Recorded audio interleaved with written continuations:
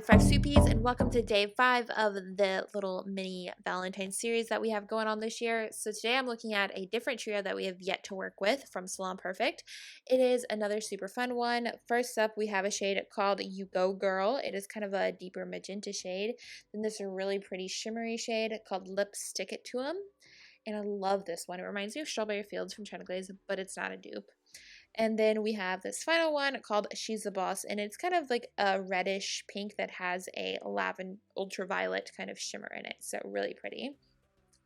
But now we're going to start doing the art. So first off, we're going to start by putting on the only cream in this little trio, which was called a You Go Girl.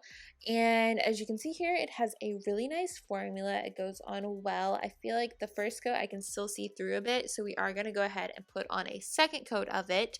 But it's such a breeze and easy to apply because the brushes, even in these mini bottles, are really nice, which is just like such a big deal. I've dealt with mini bottles before that have not had good brushes, so it's a big thing. Now we're gonna go in with an abstract look. I mean, we can't go through a season without an abstract manicure. So I am using the Lipstick It To Them, and I am doing like little dry brush strokes. And then after that, I'm gonna go in with the other shade, which is called no, it's not. It's not called You Go Girl. I mean, it's called She's the Boss. And I'm going to put in little clusters of dots, usually about 3 dots per cluster, maybe 2.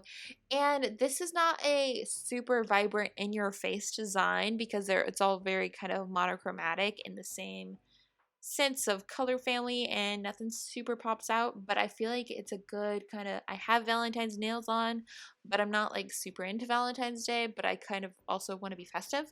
So yeah, that's the whole vibe this manicure is giving off in my opinion, which has kind of been my vibe towards Valentine's Day themes this year.